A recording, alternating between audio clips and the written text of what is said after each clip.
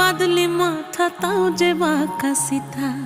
মেদিনীপুরে রায়না চিরন বাঁকুড়ার ওই ফিতা